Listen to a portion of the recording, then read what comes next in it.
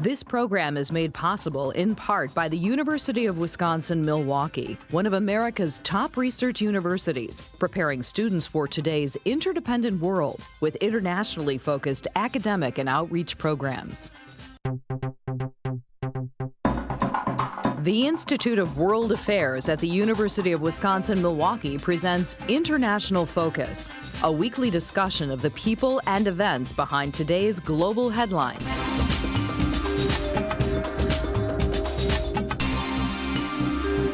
Now, here's your host, Doug Savage.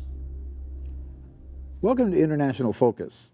For many consumers, made in Germany connotes quality, advanced manufacturing standards achieved by a highly skilled workforce. The transformation of German industry from the ashes of World War II to a global manufacturing powerhouse has been characterized as an economic miracle. Behind the scenes, however, this so-called miracle was brought about by policies that forged partnerships between employers and the educational institutions that supplied their workers. To help us learn more about how Germany trains its workforce and explain how some of these practices are being put in place in the U.S., we're joined today by Dr. Andreas Götze, Deputy Consul General at the German Consulate in Chicago, where his duties include the economics portfolio. Consul General, welcome to International Focus. Good evening. Well, I'm wondering if you could start with just a description of how this process I mentioned at the outset works. How do German workers get trained? Well, professional training, vocational training, skills has always been a tradition in Germany. Maybe in a sense we also live from practices that have been there for hundreds of years, in fact. Somebody who takes an interest in apprenticeship, who does not want to go into university, he decides to apply with a company for a specific profession that might be of interest for him, and the company hires him right away. Could also be a small shop, could be a mason, a carpenter, you name it. And so this is an important point. It's not just the BMWs and the Volkswagens of the world. No, absolutely not. Actually, a great part of the German economic reality is being marked by small and medium-sized enterprises. If you see what kind of specialization they have in many fields, this is one of the backbones of German competitiveness nowadays, actually. You have small companies in South Germany that export their little tools or their whatever they produce far away to all corners of the world. And they do need skilled workforce. It's not just the engineers, it's not just the capital, it's not just the infrastructure. I mean, we know about many factors that make an economy successful. It's also about skilled workforce. So you mentioned, someone makes the decision that rather than going to university, they would go down this vocational path. At what point in the student's career does that fork in the road happen? Well, we have a compulsory school attendance of 10 years in Germany, and a young person who wants to direct his career towards a rather practical direction, he can apply for apprenticeship after 10th grade, and that means he will be hired working in the company for about 3 days a week, and attend theoretical education during 2 days a week. So you mentioned they can make a selection of what kinds of things. How many different fields? I think I read somewhere there's like in excess of 350 different areas you can pick from at that point? Yes, that's true. You can, I mean, the change that has presently taken place in all economies of the world makes it necessary to adapt these curricula and these concepts all the time.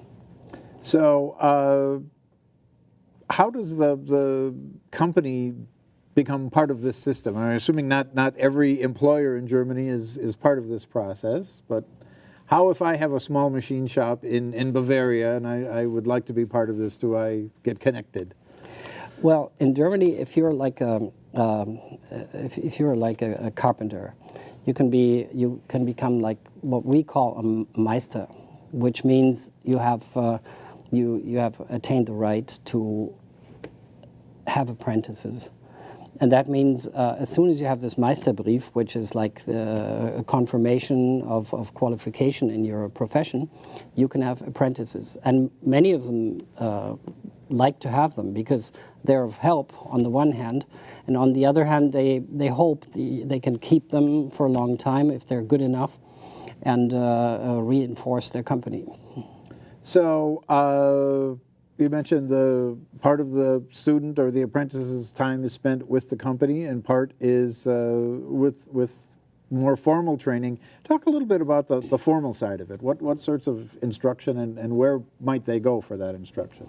Well, we have what we call professional schools that are distinct from colleges, and these professional schools are in very close contact with the companies and with the chambers and with the local authorities. We have a federal system in Germany just like you have, so they're in contact with the regional, the state governments, and also the federal level. And they elaborate these curricula that the student or the apprentice undergoes or follows. So they have to go to school. It's like maybe comparable to a community college in America. So let's just walk through what that experience might be like then. I'm a 10th grade student. I've decided university is not for me. I'm very interested in a more vocational path. So what would I do? I'm young Jürgen who has just decided this is the way I want to go. What's my next step? Now, young Jürgen will first of all have to decide what attracts him, what he likes. So I could say, okay, maybe I want to be well, we'll use your example. I'd like to be a carpenter. So I've decided I want to be a carpenter. Okay. Now what do I do? You apply with carpenters. You just walk up to the company, you apply in written, and if they like you, they're going to hire you as an apprentice.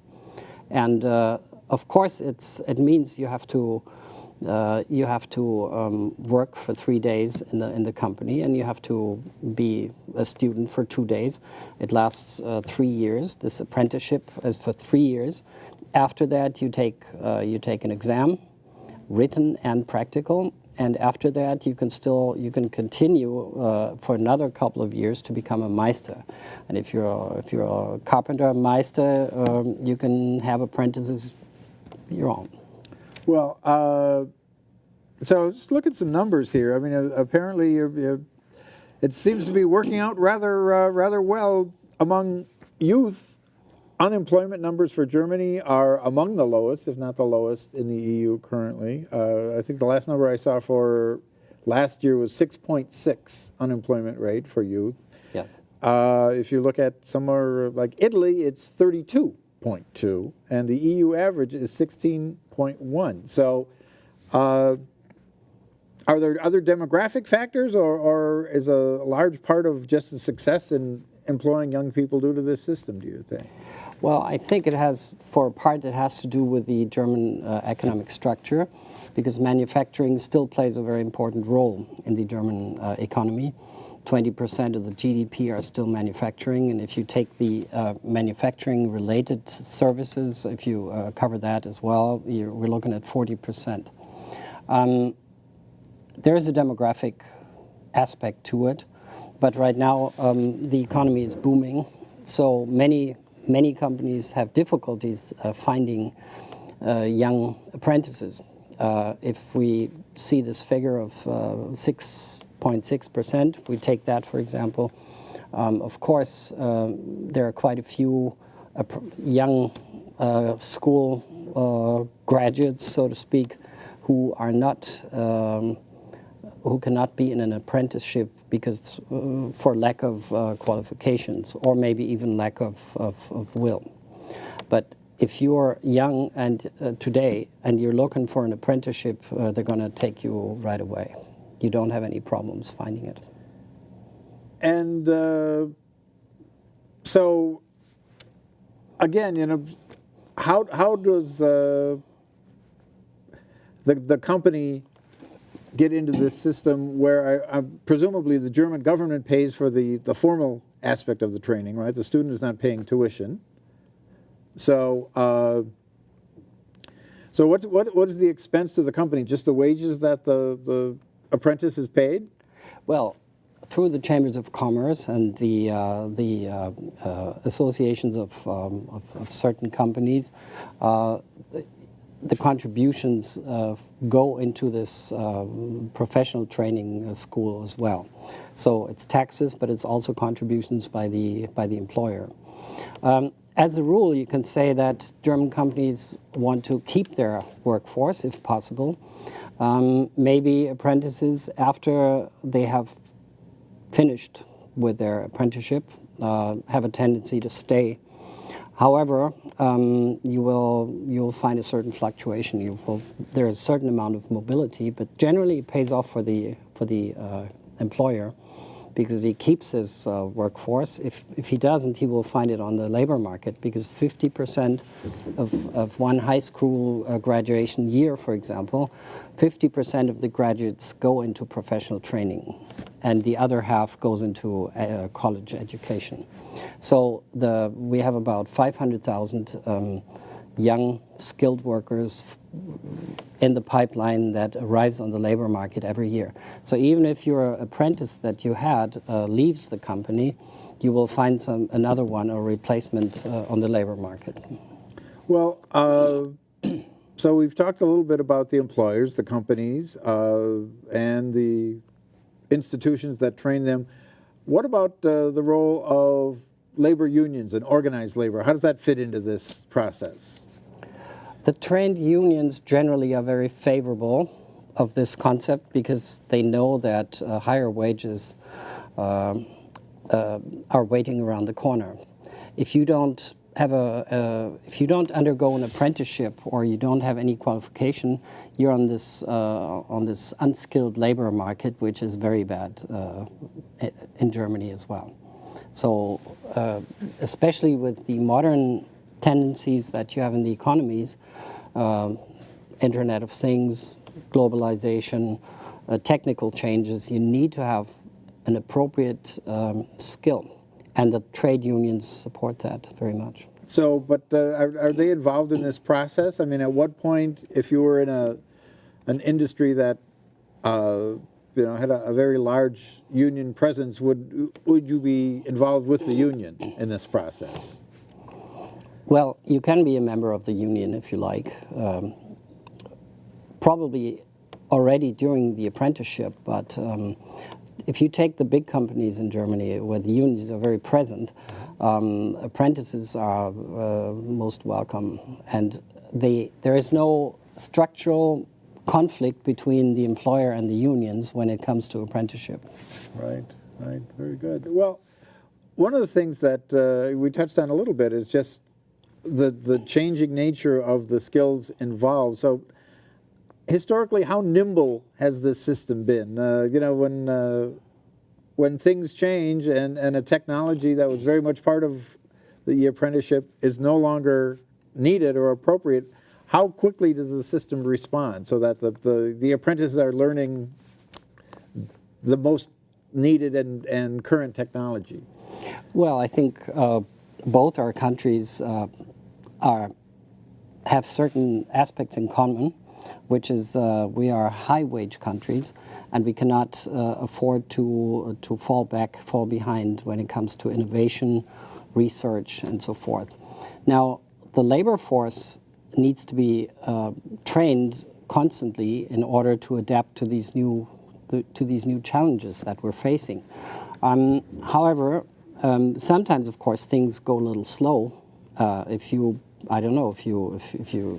a carpenter, to stay in the example, and you don't adapt to modern techniques, you might fall behind as well in your business.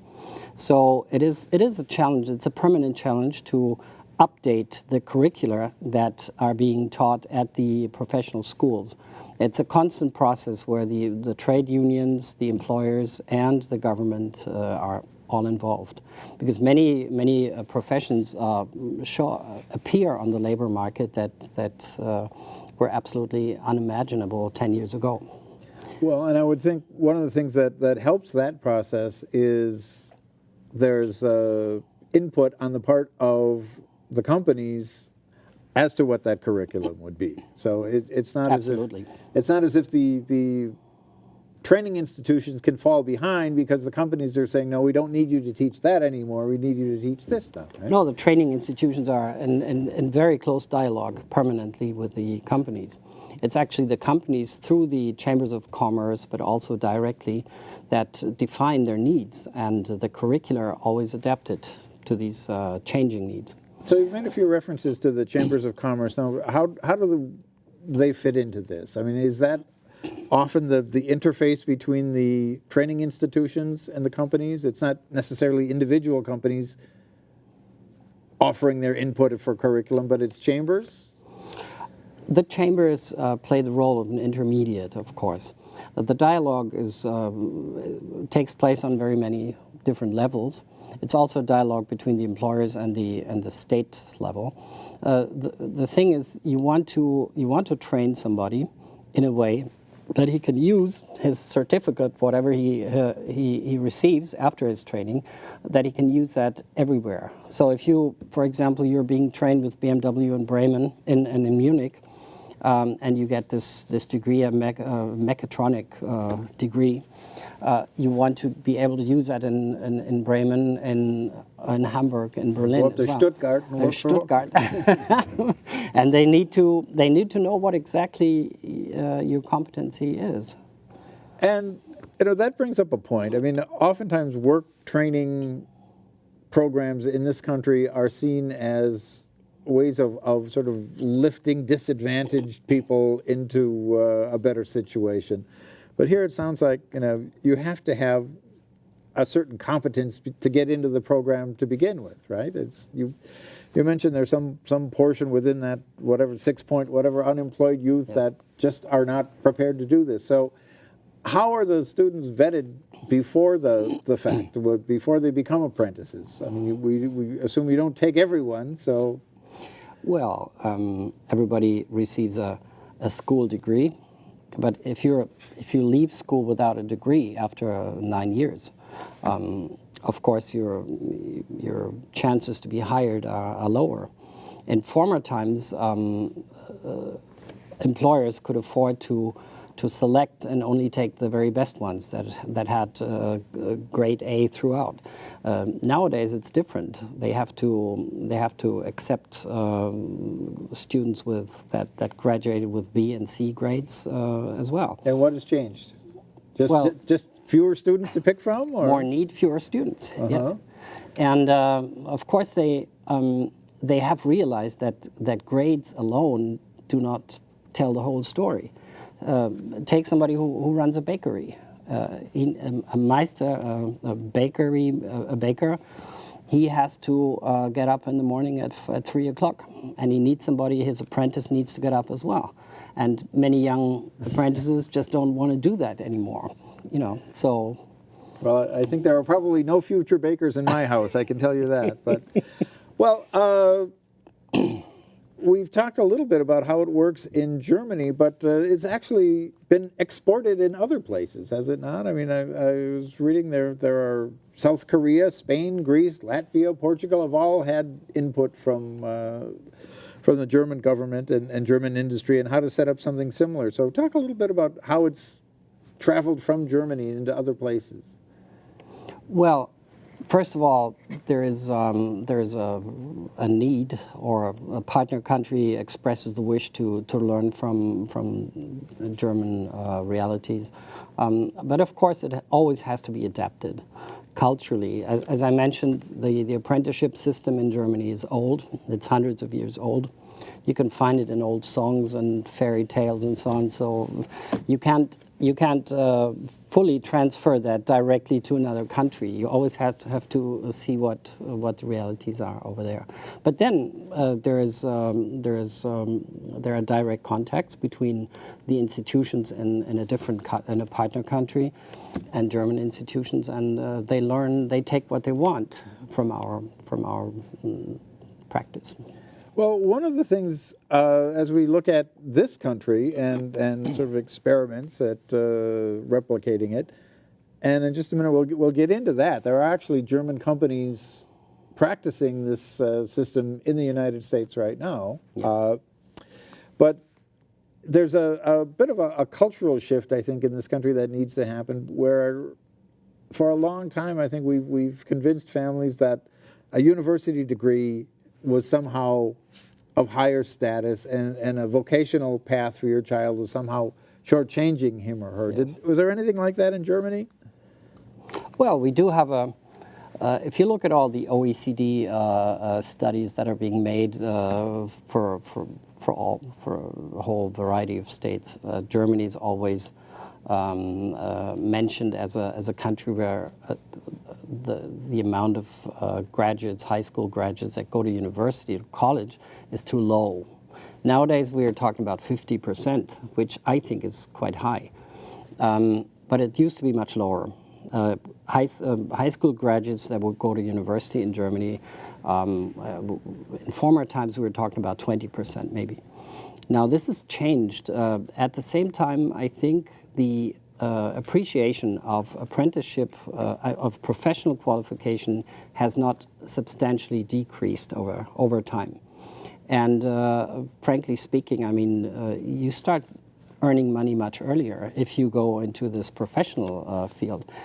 And also we've done a lot to improve the possibilities to move upwards after the professional training.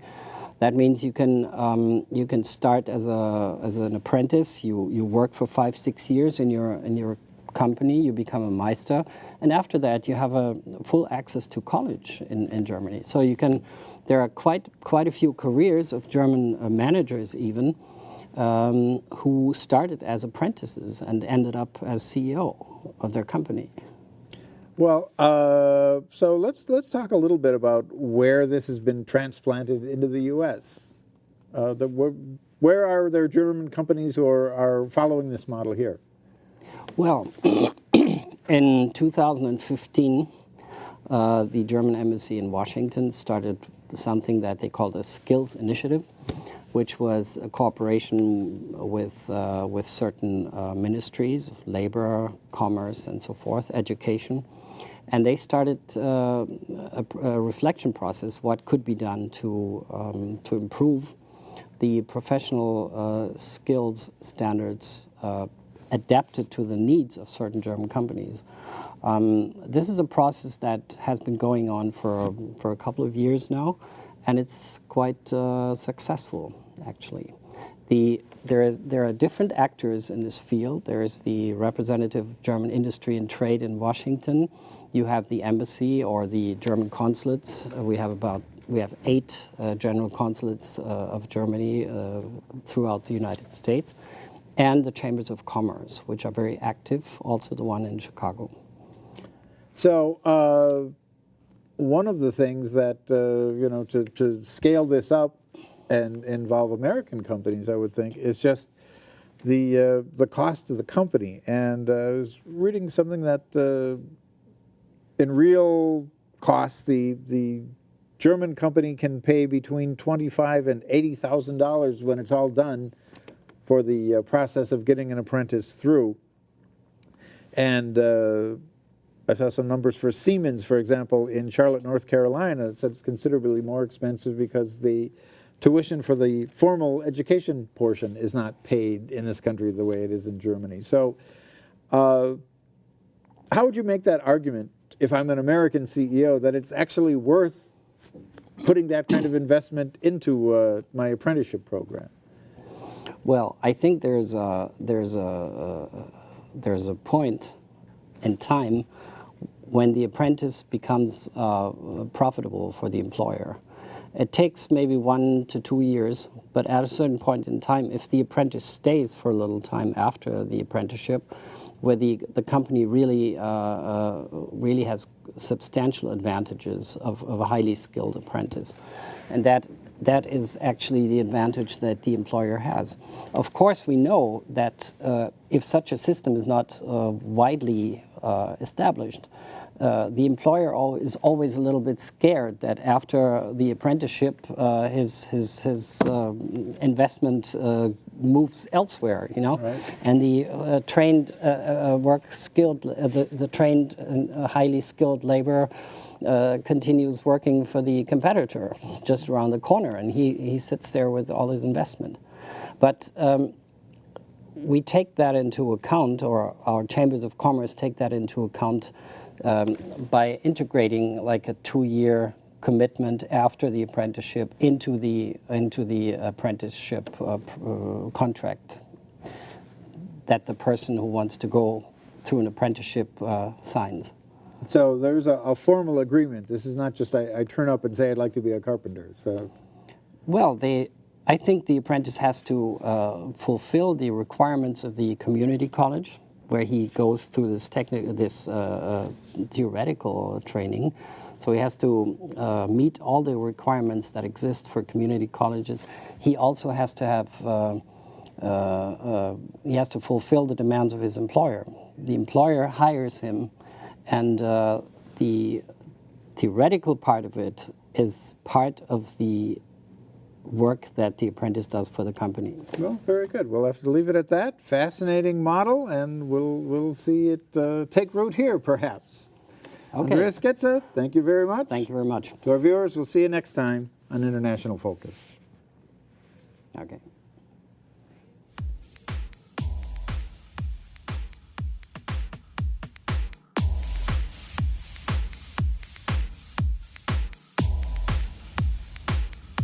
This program is made possible in part by the University of Wisconsin-Milwaukee, one of America's top research universities, preparing students for today's interdependent world with internationally focused academic and outreach programs.